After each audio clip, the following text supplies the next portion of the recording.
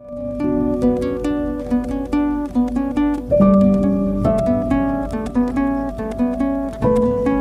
علیکم۔ Crime stories میں جو کہانی میں آپ کے لیے لے کر آئی ہوں، اس کا عنوان ہے ڈینیل، ڈیزی اور ڈسپینسر۔ اس کے مصنف ہیں انسپکٹر احمد یار خان۔ میں نے یہ کہانی بچا کر رکھی ہوئی تھی کیونکہ یہ اتنی طویل اور دلچسپ ہے کہ میں اسے کتابی صورت میں پیش کرنا چاہتا تھا۔ یہ ایک واردات کی تفتیشی کہانی نہیں، بلکہ یہ ایک واردات ہمیں جرائم کی بھول بھلائیوں میں لے گئی تھی، جہاں میری اور میرے ساتھی ایک انگریز پولیس انسپکٹر کی جاسوسی اور سراغ رسانی والی عقل بھٹک گئی تھی۔ ایسی وارداتوں کی تفتیشی کہانیوں کی چھوٹی چھوٹی تفصیلات بھی لکھنی چاہیے تاکہ کوئی یہ نہ کہہ سکے کہ یہ من گھڑت فلمی کہانی ہے، لیکن آپ کی فرمائش پر میں اسے ذرا اختصار سے پیش کر رہا ہوں۔ اس واردات کا زمانہ جنگ عظیم دوم کا تھا۔ جاپان نے برما پر قبضہ کر لیا تھا اور اس کے بمبار طیارے کلکتہ کی بندرگاہ تک بمباری کر گئے تھے، اور نظر کچھ ایسا آتا تھا کہ تمام ہندوستان کے مشرقی حصے یعنی بنگال پر جاپانی فوجیں ضرور قابض ہو جائیں گی۔ جاپان کا جاسوسی کا جال سارے ہندوستان میں پھیلا ہوا تھا۔ جاپانیوں کی طاقت اور فتوحات کی بنیادی وجہ جاسوسی کے نظام کی اعلیٰ کارکردگی تھی۔ اگر امریکہ انگریزوں کی مدد کو نہ آتا تو آج برِ صغیر کی تاریخ بالکل مختلف ہوتی۔ یہ اس وقت کے حالات تھے۔ ہندوستان کے لوگوں میں بیداری پیدا ہو گئی تھی، دلوں پر انگریزوں کا جو رعب طاری رہتا تھا وہ کم ہو گیا تھا۔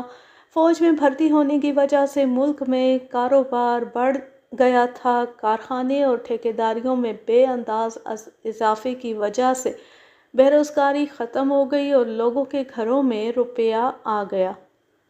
بعض لوگ تو بہت ہی امیر ہو گئے تھے اور جو غریب طبقہ تھا وہ بھی خوشحال ہو گئے تھے۔ جرائم میں اضافہ ہو گیا تھا، رشوت کا کاروبار بھی چل نکلا تھا، قانون شکنی کا رجحان پیدا ہو گیا تھا۔ میں ان دنوں دلی میں پولیس کی CIA برانچ میں تھا۔ افسروں میں انگریز زیادہ تھے۔ مجھے یہ سہولت حاصل تھی کہ میں انگریزی روانی سے بول سکتا تھا۔ ایک روز میرے باس انگریز DSP میڈیوز نے مجھے ایک اور انگریز انسپکٹر ٹینیسن کو اپنے دفتر میں بلایا اور ایک کیس کی فائل ہمارے حوالے کر کے کہا کہ یہ فلاں تھانے کا قتل کا کیس ہے اور متعلقہ تھانے دار اس کی تفتیش نہیں کر سکا۔ DSP نے کچھ ہدایات دیں جن میں کوئی خاص بات نہیں تھی، سب معمول کی باتیں تھیں جو ہمیں زبانی یاد تھیں۔ میں ضروری نہیں سمجھتا کہ یہ ہدایات آپ کو بھی سناؤں۔ ایک بات کہنا مناسب ہوگا، آج بھی قتل اور ڈاکے وغیرہ جیسی سنگین وارداتوں کے ایسے کیس جن کی تفتیش میں متعلقہ تھانے دار ناکام رہے ہوں CIA کے حوالے کیے جاتے ہیں، لیکن انگریزوں کے دور میں ایسے کیسوں کو جو اہمیت اور توجہ دی جاتی تھی وہ آج نہیں دی جاتی۔ وہ یہ ہے کہ انگریز اپنے قانون کی خلاف ورزی برداشت نہیں کرتے تھے۔ پاکستان میں قانون اس کا ہے جس کے پاس روپیہ پیسہ ہے۔ یہاں اگر سب سے زیادہ مظلوم چیز کوئی ہے تو وہ ہمارا قانون ہے۔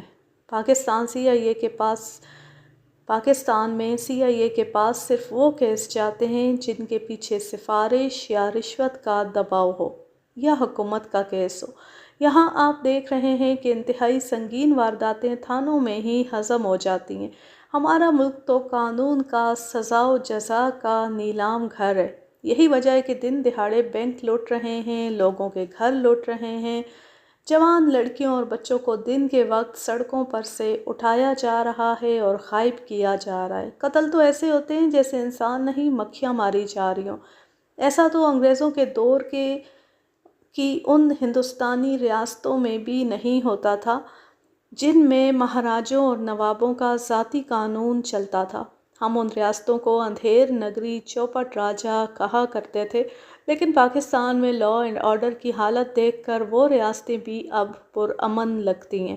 صحیح معنوں میں اندھیر نگری کی تصویر پاکستان پیش کر رہا ہے۔ ہم سوائے دعا کے اور کیا کر سکتے ہیں؟ اپنے دور کے عدل و انصاف اور جرم و سزا کی کہانیاں سنا سکتے ہیں، وہ سن لیں۔ میں نے آج جو تفتیشی کہانی سنانے کے لیے اپنی ڈائریاں کھولیں اور قلم ہاتھ میں لیا، اس کی ابتدا اوپر لکھ آیا ہوں کہ ڈی ایس پی نے مجھے اور ایک انگریز انسپکٹر ٹینیسن کو ایک قتل کا کیس دیا۔ متعلقہ تھانے کا ایس ایچ او کم و بیش 20 دن گزرنے کے بعد بھی تفتیش کو آگے نہیں بڑھا سکا تھا۔ میں نے اور انسپکٹر ٹینیسن نے فائل لے لی اور اپنے دفتر میں آ کر اسے پڑھنا شروع کیا۔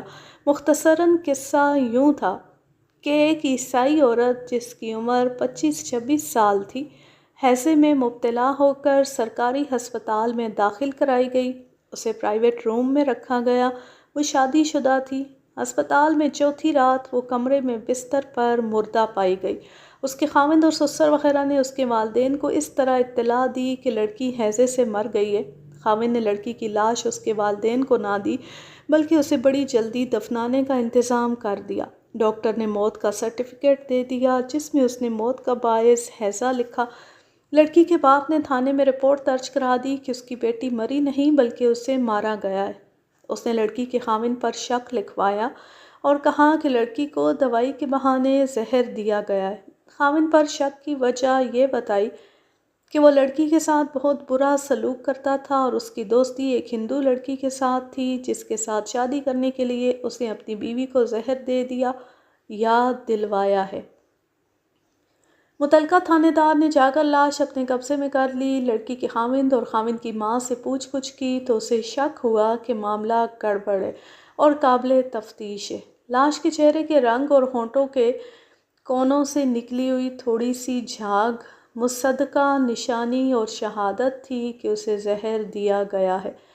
تھانے دار نے، جو ہندو تھا، لاش پوسٹ مارٹم کے لیے بھجوا دی۔ پوسٹ مارٹم اسی ہسپتال میں ہوتے تھے جس میں لڑکی مری تھی، لیکن اس لاش کا پوسٹ مارٹم اس ہسپتال میں نہ کرایا گیا کیونکہ لڑکی کو اس کے باپ کے الزام کے مطابق اس ہسپتال میں زہر دیا گیا تھا۔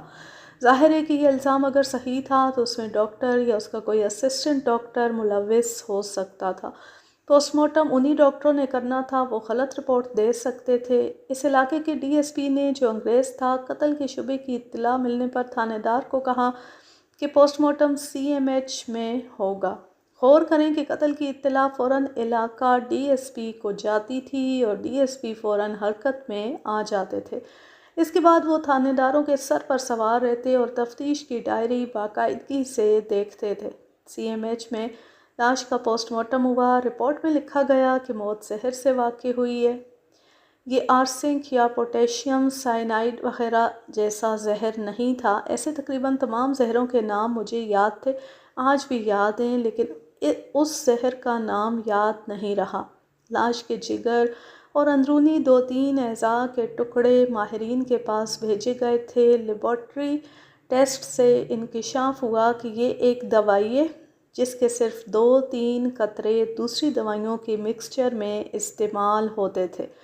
یہی دوائی اگر اکیلی انجیکشن کے ذریعے جسم میں داخل کی جائے تو موت واقع ہو جاتی ہے۔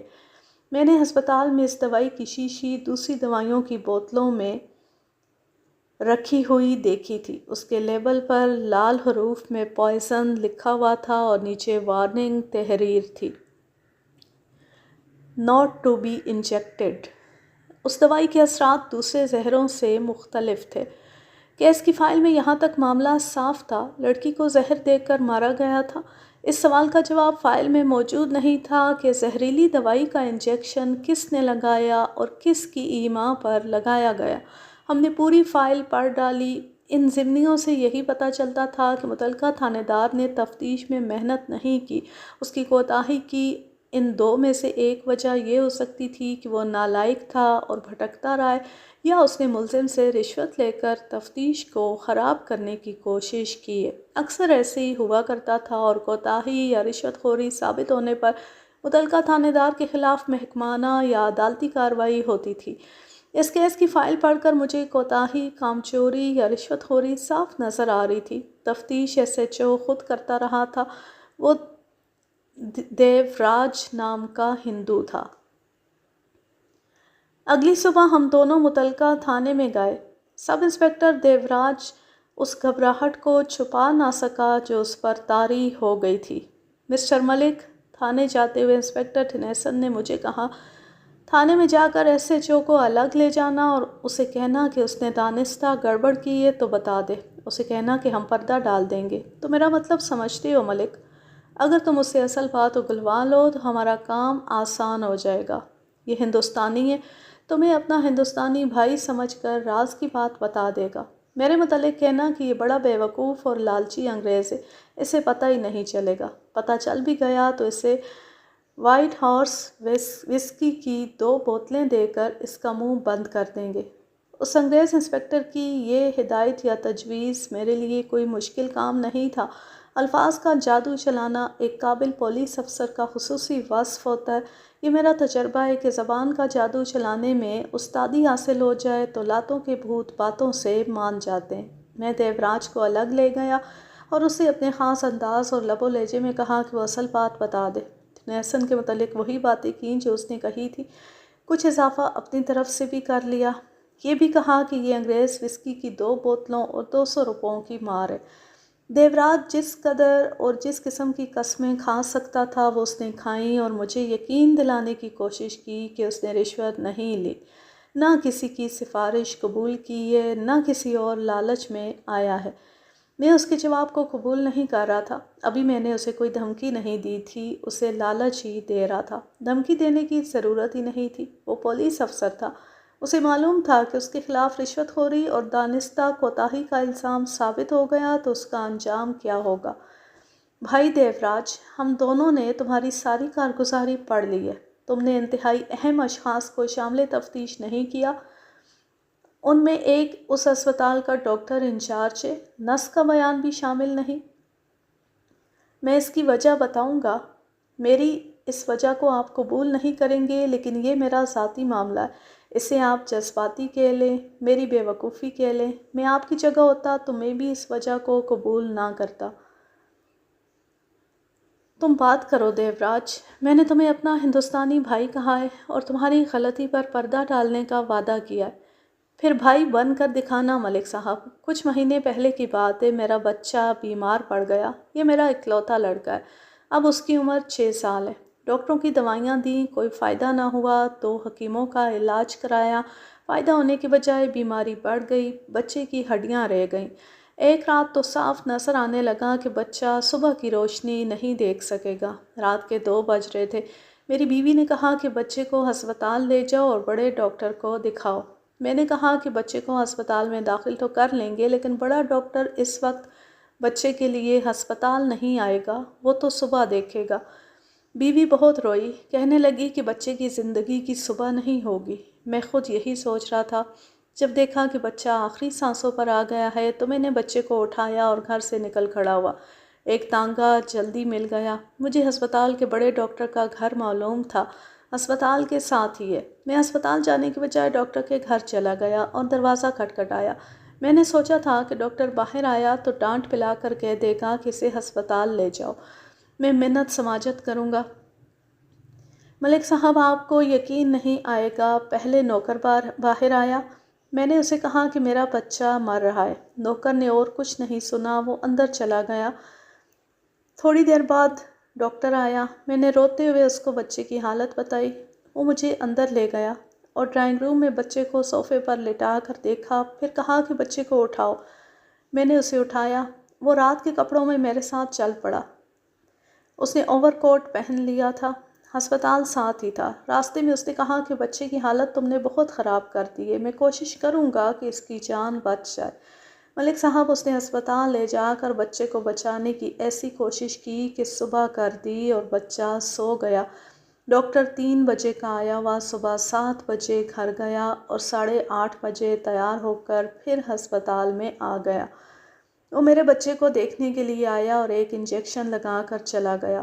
2 دنوں میں اس نے میرے بچے کو ٹھیک کر دیا۔ بخار اور پسلیوں کا درد ختم ہو گیا۔ 5ویں روز اس نے بچے کو ہسپتال سے فارغ کر دیا۔ بچہ بالکل ٹھیک ہو گیا تھا۔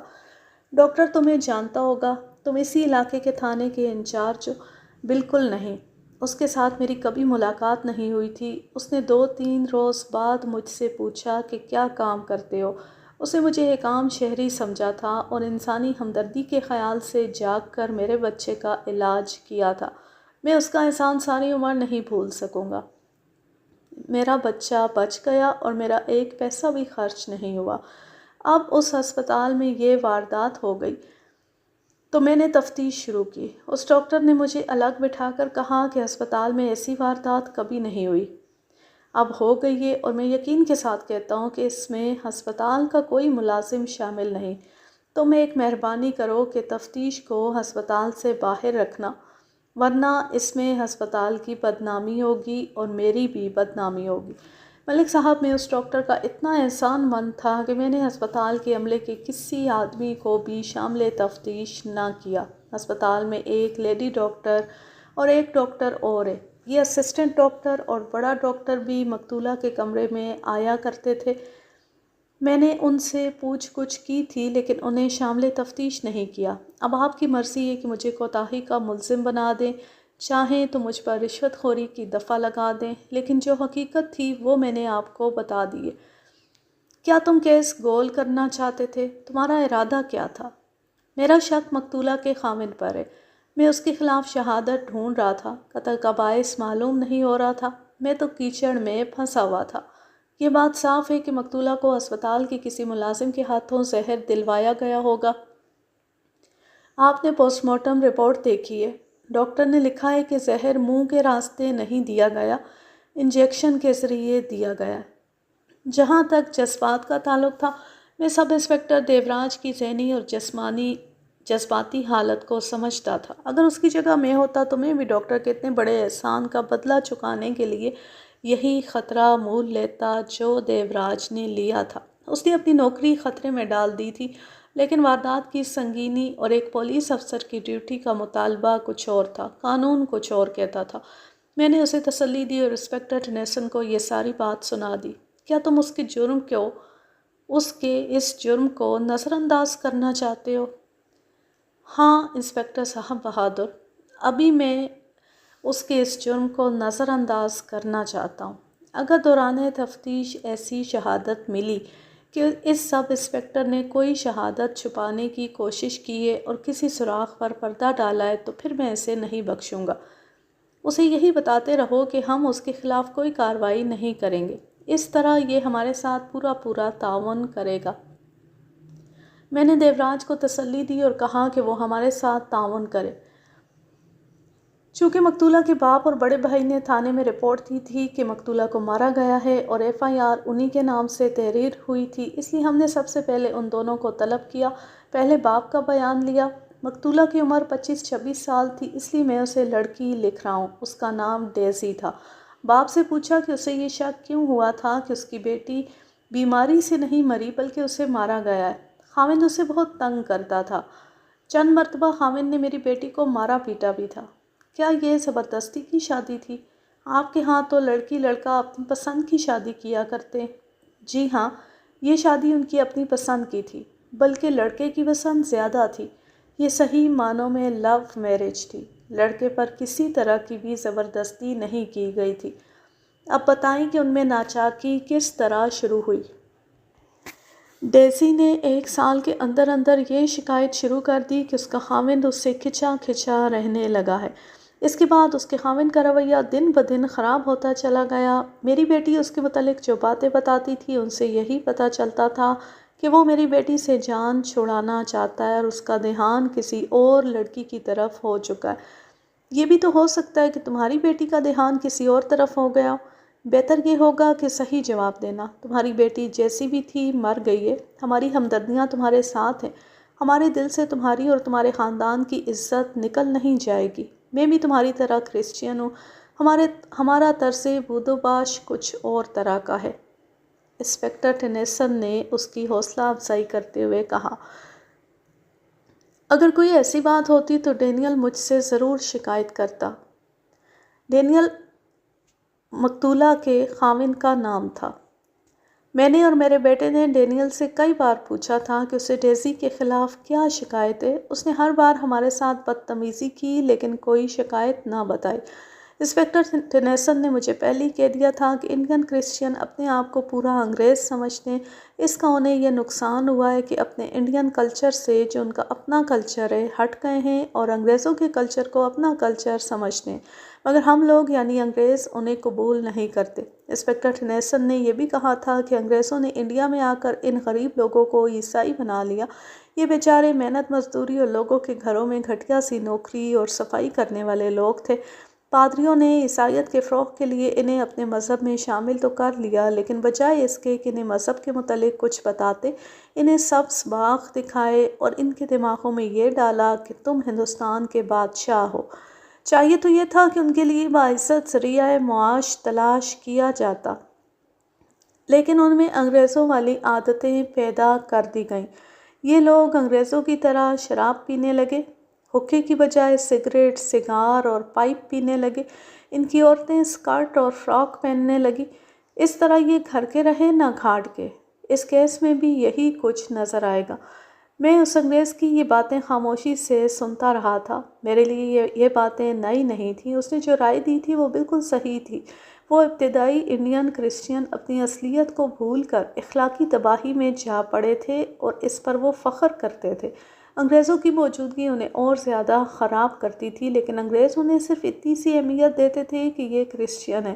ہم لوگوں کو تو انڈین کرسچین اپنا غلام سمجھتے تھے۔ مجھے ذاتی طور پر یہ تجربہ ہوا تھا کہ چھوٹے سے عہدے کا کوئی کرسچین تھانے میں آ جاتا تو وہ حاکموں کی طرح بات کرتا اور یہ الفاظ ضرور کہتا تھا کہ میں کرسچین ہوں۔ انگریزوں کا ایک کلچر تھا جس میں کچھ پابندیاں بھی تھیں اور کچھ اصول تھے، لیکن ہندوستانی عیسائیوں نے یہ سمجھ لیا کہ مادر پدر آزاد ہو جانے کو انگریز ہو جانا کہتے ہیں۔ یہاں میں اپنے پاکستانی عیسائیوں سے معذرت کرنا چاہتا ہوں۔ یہ پیش نظر رکھیں کہ میں اس دور کے ہندوستانی عیسائیوں کی بات کر رہا ہوں۔ میں اس سے زیادہ بری باتیں اپنی قوم کے متعلق بھی کیا کرتا ہوں۔ پاکستان کی عیسائی برادری ان ہندوستانی عیسائیوں سے بہت مختلف اور صحیح معنوں میں بلند کردار ہے جن کا میں اس کہانی میں ذکر کر رہا ہوں۔ پاکستان کی عیسائی ایک باعزت اور باوقار کمیونٹی ہے۔ اس کی وجہ یہ ہے کہ یہ اپنے آپ کو انگریز نہیں بلکہ پاکستانی سمجھتے ہیں۔ پاکستان کی مسلح افواج میں ہمارے مسیحی بھائیوں کے کارنامے پاکستان کی تاریخ کا قابل قدر بلکہ قابل فخر حصہ ہیں۔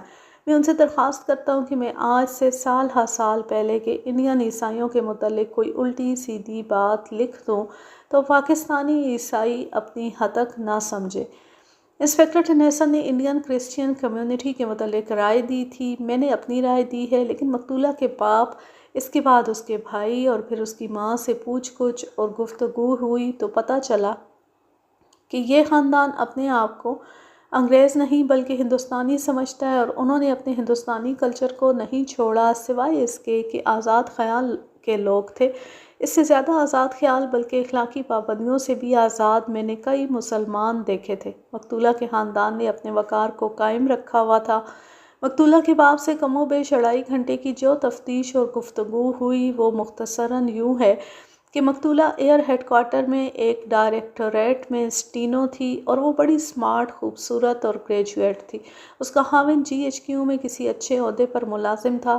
ان کی شادی ہوئے 3 سال ہو گئے تھے اور ابھی ان کا ایک بھی بچہ نہیں ہوا تھا۔ یہ بعد میں مقتولہ کی ماں سے پتہ چلا تھا کہ وہ فیملی پلاننگ کرتے تھے۔ مقتولہ خاوند کے ساتھ رہتی تھی، اسی گھر میں مقتولہ کا سسرال خاندان بھی رہتا تھا۔ مقتولہ کے باپ نے بتایا کہ مقتولہ کی ساس بھی اس کے ساتھ اچھا سلوک نہیں کرتی تھی۔ یہ کوئی ایسی وجہ نہیں جو قتل کا باعث بن جاتی۔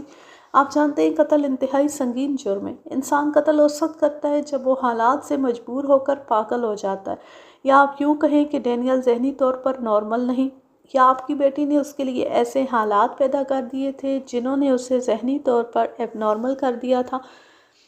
میرے گھر والے بعض باتوں سے مجھے بے خبر رکھتے ہیں، مقتولہ کے باپ نے کہا۔ میں اتنا ہی جانتا ہوں کہ میری بیٹی نے نہیں بلکہ کسی اور لڑکی نے ڈینیل کو نارمل نہیں رہنے دیا۔ یہ تو آپ جانتے ہوں گے کہ ہم لوگ طلاق نہیں دے سکتے، صرف موت میاں بیوی کو جدا کر سکتی ہے۔ ڈینیل کے پاس میری بیٹی سے آزاد ہونے کا یہی ایک ذریعہ تھا کہ اسے قتل کر دیتا، جو اس نے کر دیا۔ آپ نے دیکھ لیا کہ میں نے تھانے میں رپورٹ لکھوائی تھی کہ میری بیٹی بیماری سے نہیں مری بلکہ اسے مارا گیا ہے۔ میری رپورٹ پوسٹ مارٹم نے سچی ثابت کر دی۔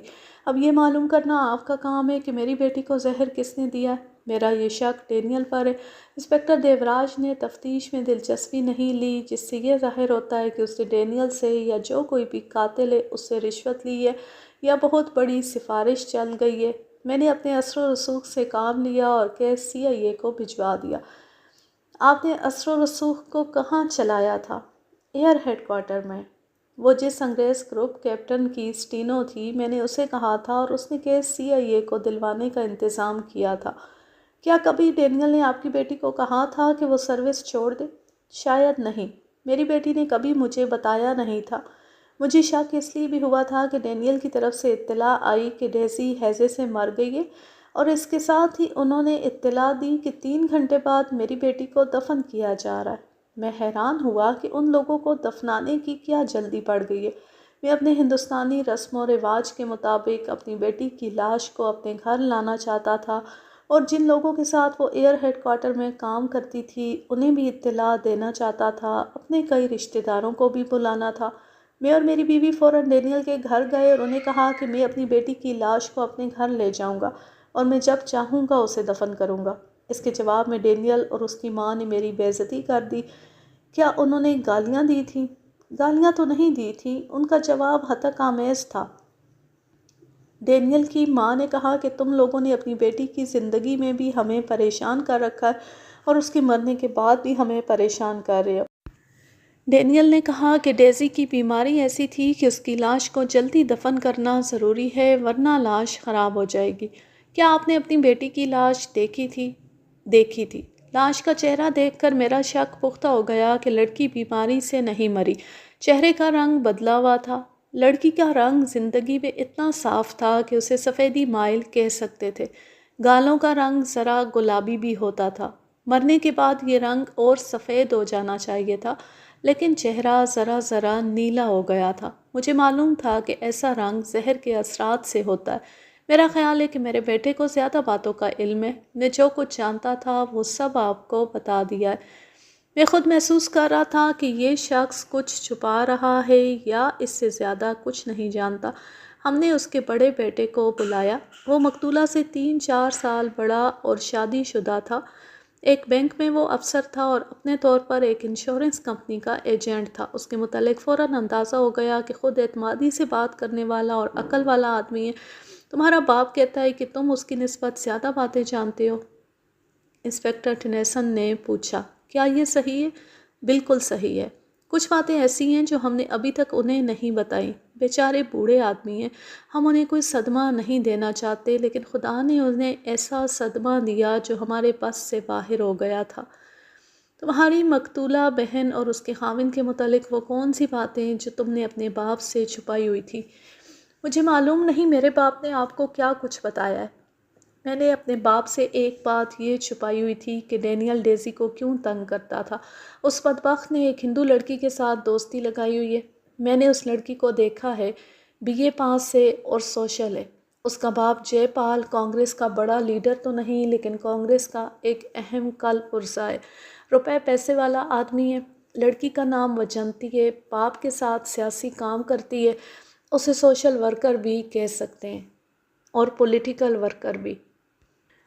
خوبصورت لڑکی ہے، رنگ گورا ہے اور تیز ترار لڑکی ہے۔ اس میں ہندوؤں والی گھٹن نہیں۔ اس نے بال کٹوائے ہوئے ہیں، ساڑی پہنے یا شلوار قمیض۔ اس کا جسم اتنا پرکشش ہے کہ اس کے لباس کی طرف آپ دیکھیں گے ہی نہیں۔ مسٹر فرانسس، انسپکٹر ٹنیسن نے ہنس کر کہا، وجنتی کا حسن بیان کر کے تم مجھے اشتعال دلا رہے ہو کہ میں اس لڑکی کو دیکھوں اور اس کے ساتھ تعلقات پیدا کرنے کی کوشش کروں۔ مجھے افسوس ہے کہ تمہاری بہن کے قتل کی باتیں ہو رہی ہیں، ورنہ تمہارے بیان کے اس حصے سے بہت لطف اٹھاتا۔ ہاں، تم کہہ رہے تھے کہ تم نے یہ بات اپنے باپ سے چھپائی ہوئی تھی۔ فرانسس نے 2-3 اور باتیں بتائیں جو وہ سمجھتا تھا کہ اس کے باپ کو معلوم نہیں، لیکن ان میں سے 1-2 باتیں اس کے باپ نے ہمیں بتائی تھی۔ کیا تمہیں بھی شک تھا کہ تمہاری بہن کو زہر دیا گیا ہے؟ اگر تھا تو یہ شک کس طرح پیدا ہوا؟ میں نے کئی بار شام کے بعد ڈینیل کا پیچھا کیا۔ وہ جنتی کہیں نہ کہیں انتظار میں ہوتی تھی۔ عام طور پر یہ دونوں کیناٹ پیلس میں ملتے اور کسی ہوٹل میں جا بیٹھتے تھے۔ میں نے انہیں پکچر ہاؤس میں بھی دیکھا ہے، راتوں کو تنہا جگہوں کی طرف جاتے ہوئے بھی دیکھا ہے۔ ان کی دوستی واپسی کی حد سے آگے نکل گئی تھی۔ دوستی کب شروع ہوئی تھی؟ 1 سال سے۔ میرا اندازہ یہی ہے۔ آپ نے پوچھا تھا کہ مجھے کیوں شک ہوا کہ ڈیزی کو زہر دیا گیا ہے۔ میرے باپ نے لاش کا چہرہ دیکھ لیا تھا۔ میں پہنچا تو تابوت بند ہو چکا تھا۔ پولیس نے آ کر تابوت کھلوایا تھا۔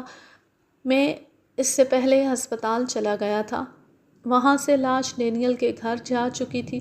ہسپتال میں جوزی نام کی ایک نرس سے جو میری بیوی کی دوست تھے وہ مل گئی۔ میں نے اسے بتایا کہ مجھے ڈیزی کی موت کی اطلاع ملی ہے اور میں یہاں آ گیا ہوں۔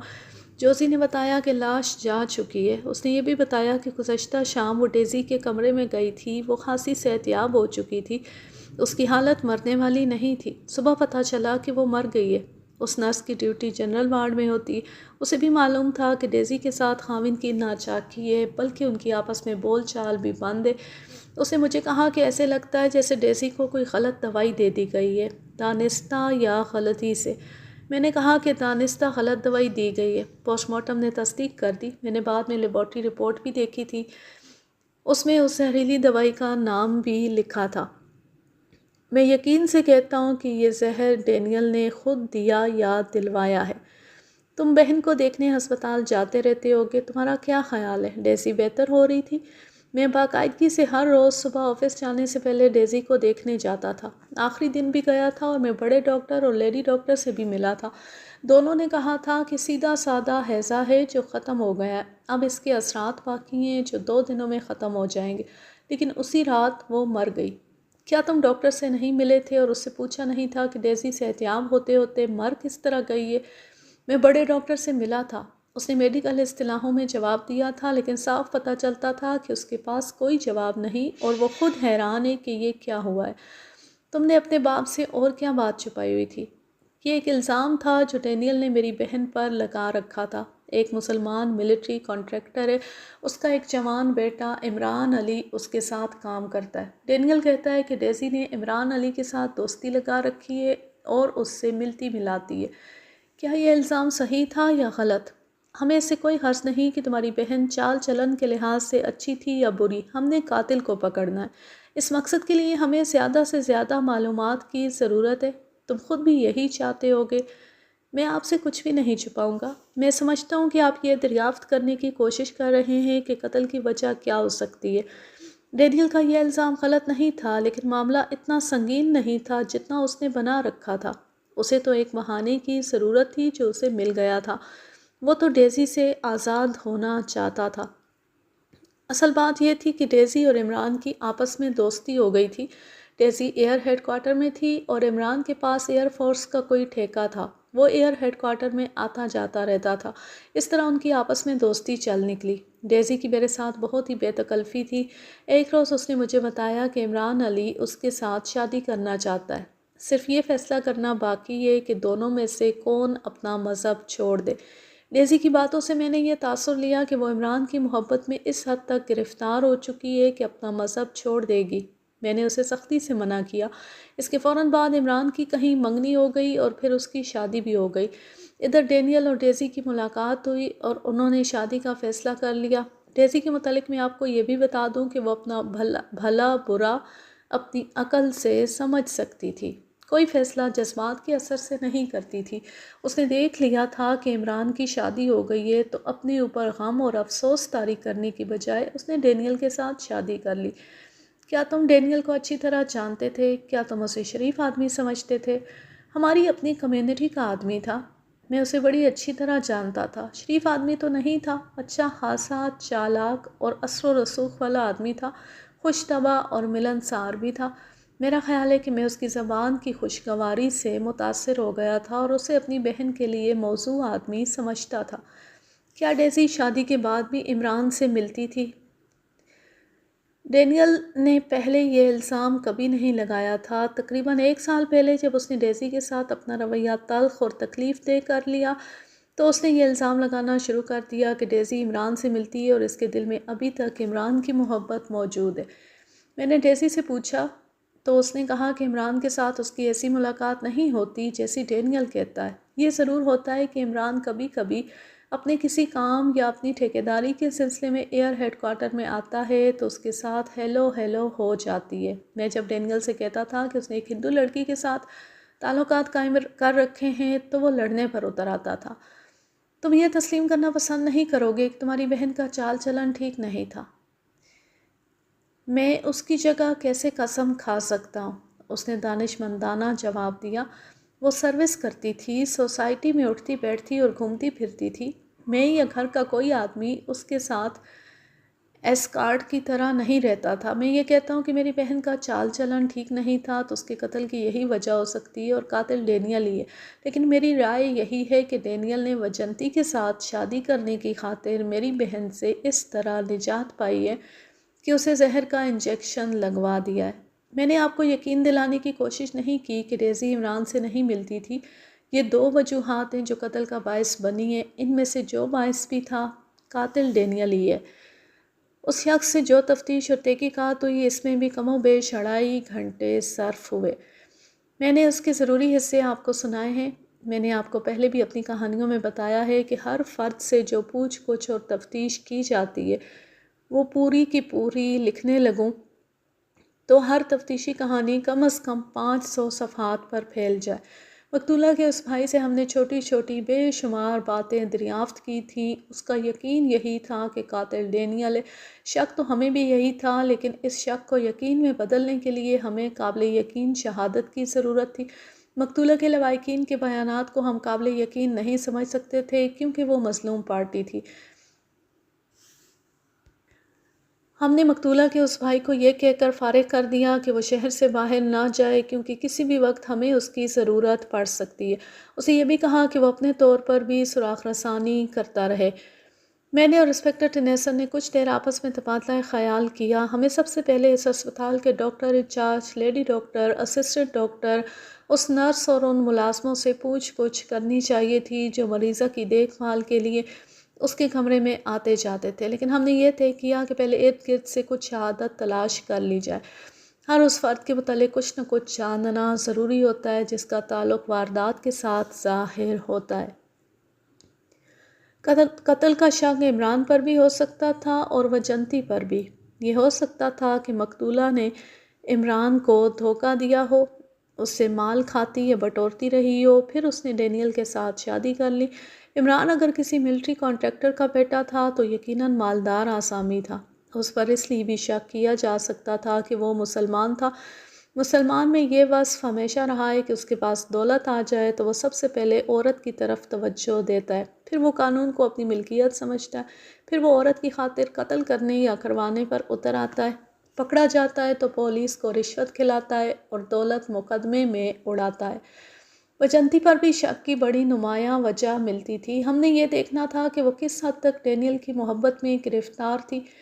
اگر یہ محبت دیوانگی کی حد تک پہنچی ہوئی تھی تو یہ ہو سکتا تھا کہ اس نے اپنے اثر و رسوخ سے مقتولہ کو زہر کا انجیکشن لگوا دیا۔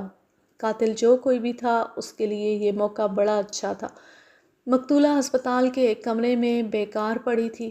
ہسپتال کی کسی بھی ملازم یا نرس کو کچھ رقم دے کر مریضہ کو زہر کا انجیکشن دلوایا جا سکتا تھا۔ یہ خاص طور پر پیش نظر رکھیں کہ مقتولہ کو مسلسل گلوکوز لگا رہا تھا۔ گلوکوز کی نالی میں بڑی آسانی سے زہر انجیکٹ کیا جا سکتا تھا۔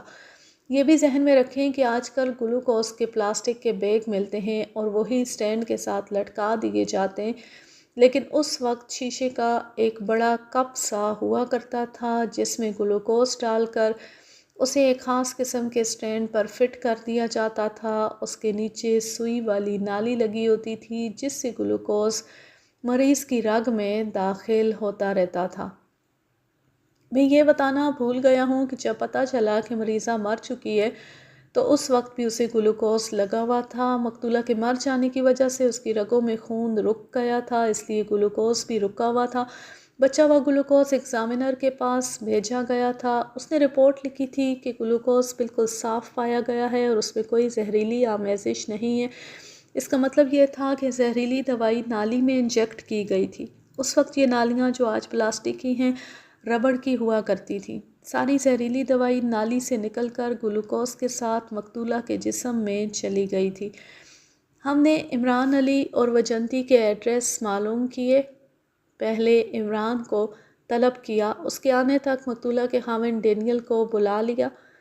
وہ 29-30 سال عمر کا خوبرو آدمی تھا، چہرے، چال ڈھال اور جسم کی ساکھ سے پھرتیلا اور ذہین لگتا تھا۔ میں نے نوٹ کیا کہ وہ میرے بجائے انسپکٹر ٹنیسن کی طرف زیادہ توجہ دیتا تھا۔ مجھے وہ اپنی ہندوستانی رعایا کا ایک ادنیٰ فرد سمجھتا تھا، شاید اپنا نوکر بھی سمجھتا۔ ہم تفتیش انگریزی زبان میں کر رہے تھے، انسپکٹر ٹنیسن اردو بولتا اور سمجھتا تھا۔ ہندوستان کی پولیس کے انگریز اردو بولتے تھے، اس سے انہیں سہولت رہتی تھی اور اردو دانی ان کی ترقی کا باعث بھی بنتی تھی۔ انسپکٹر ٹنیسن اردو بولتا اور سمجھتا تھا، لیکن اس کیس میں ہم یہ ظاہر کر رہے تھے کہ وہ اردو نہیں جانتا۔ ڈینیل کو میرے متعلق معلوم نہیں کیوں غلط فہمی ہو گئی تھی کہ میں انگریزی نہیں جانتا۔ اس سے سب سے پہلے سوال ٹنیسن نے ہی کیے اور میں خاموش بیٹھا رہا۔ میں شکل و صورت سے تو جاہل اور ان پڑھ نہیں لگتا تھا، شاید میرا چپ بیٹھے رہنا میری جہالت ظاہر کرتا تھا۔ مسٹر ڈینیل، انسپکٹر ٹنیسن نے ادھر ادھر کی رسمی باتیں کر کے اسے کہا، یہ تو تمہیں معلوم ہے کہ تمہاری بیوی زہر سے مری ہے، اسے زہر دیا گیا تھا، شاید یہ انجیکشن کے ذریعے دیا گیا تھا۔ اگر میں تم پر الزام عائد کروں کہ یہ کام تم نے کیا ہے تو تم کیا کہو گے؟ میں انکار کروں گا۔ پھر اسے زہر کس نے دیا؟ کیوں دیا؟ کسی کے ساتھ تمہاری یا تمہاری بیوی کی دشمنی تھی؟ ایسی دشمنی تو کسی کے ساتھ نہیں تھی کہ وہ ایسا انتہائی اقدام کرتا۔ میں کیسے بتا سکتا ہوں کہ اسے زہر کس نے دیا ہے؟ یہ بھی تو ہو سکتا ہے کہ اسپتال کے ڈسپنسر یا نرس نے غلط انجیکشن لگا دیا۔ مسٹر ڈینیل، ہم پوسٹ مارٹم رپورٹ اور لیبارٹری رپورٹیں دیکھ چکے ہیں۔ دوائی جو مقتولہ کو انجیکشن کے ذریعے دی گئی تھی وہ کوئی ڈاکٹر نہیں لکھا کرتا، اس کے 2-3 قطرے مکسچر میں ڈالے جاتے ہیں۔ یہ بھی سن لو مسٹر ڈینیل، ہم بہت ساری شہادت حاصل کر کے تمہارے ساتھ بات کر رہے ہیں۔ اس کیس کے معاملے میں میرا ذہن کوری سلیٹ نہیں، اس پر بہت کچھ لکھا جا چکا ہے۔ تم غلط بیانی سے پہلے 2-4 مرتبہ سوچ لینا۔ مجھے ڈر ہے کہ آپ کے ذہن کی سلیٹ پر غلط باتیں لکھ دی گئی ہیں۔ میری بیوی کے والدین اور بھائی نے آپ کو گمراہ کر دیا۔ اگر میں اپنی بیوی کے ساتھ اچھا سلوک نہیں کرتا تھا تو اس کا یہ مطلب نہیں تھا کہ میں اسے قتل کرنا چاہتا تھا۔ میں اب بھی کہتا ہوں کہ میری بیوی کو غلط دوائی دی گئی تھی۔ کیا تم نے تھانے میں رپورٹ دی تھی کہ ڈاکٹروں یا اسپتال کے عملے کی غفلت سے تمہاری بیوی مر گئی ہے، یا تم نے کوئی اور کارروائی کی تھی، ڈاکٹر انچارج سے شکایت کی تھی؟ نہیں۔ وہ خاصا گھبرا گیا، 2-4 سیکنڈ سوچ کر بولا، مجھے بیوی کے مرنے کا اتنا صدمہ تھا کہ میں کچھ سوچ ہی نہ سکا۔ قتل کی وجوہات موجود ہیں، ایک چوکور ہے، اس کے اندر قتل کا باعث موجود ہے، تم ہو، تمہاری بیوی ہے، ایک ہندو لڑکی وجنتی ہے اور ایک مسلمان عمران علی ہے۔ یہ اس چوکور کے 4 کونے ہیں۔ تمہیں ابھی کچھ ایسی شہادت کا سامنا کرنا پڑے گا جس کے متعلق تم سمجھتے ہوگے کہ ہمیں معلوم نہیں۔ وہ بے چین سا ہو گیا، اس نے میری طرف دیکھا، میں نے ابھی تک ایک لفظ نہیں بولا تھا۔ کیا اس انڈین کو یہاں بٹھانا ضروری ہے؟ اس نے انسپکٹر ٹنیسن سے میرے متعلق کہا، اس کی موجودگی سے میں ان ایزی محسوس کر رہا ہوں۔ ہم اور آپ تو ایک مذہب اور ایک قوم کے آدمی ہیں، یہ تو انگریزی بھی نہیں سمجھتا، میں صرف آپ کے ساتھ بات کرنا بہتر سمجھتا ہوں۔ ٹنیسن مسکرایا، یہ باتیں انگریزی میں ہو رہی تھیں۔ مسٹر ملک، انسپکٹر ٹنیسن نے مجھے انگریزی میں کہا، بہتر ہے کہ تم بھی کچھ بولو۔ میں نے اس انڈین انسپکٹر کو اس لیے ساتھ رکھا ہے کہ میں اردو نہیں جانتا۔ اس نے ڈینیل سے جھوٹ بولا۔ مسٹر ڈینیل، میں نے انگریزی میں کہا، میں اپنی اس بدنصیبی پر شرمسار ہوں کہ میں تمہاری اور انسپکٹر ٹنیسن کی قوم کا فرد نہیں ہوں، اور تمہاری بدنصیبی یہ ہے کہ تم مشتبہ ہو۔ ہم تم پر قتل کا الزام عائد کر رہے ہیں، تم اپنے آپ کو بے گناہ ثابت کرو۔ اوہ، وہ گھبراہٹ اور پریشانی کے عالم میں اردو میں بولا، میں آپ سے معافی چاہتا ہوں، میں دراصل اس گورے کو پھونک دے رہا تھا۔ میں آپ کو کہنا چاہتا تھا کہ میں اور آپ ایک ہیں، ہم ہندوستانی ہیں۔ دیکھیں یہ مجھ پر کیا الزام تھوپ رہا ہے، میں نے ابھی اسی کے کہنے پر وہی الزام دہرا دیا ہے۔ یہ گورے ہمیں جنگلی اور پسماندہ سمجھتے ہیں، مجھے آپ پر اعتماد ہے۔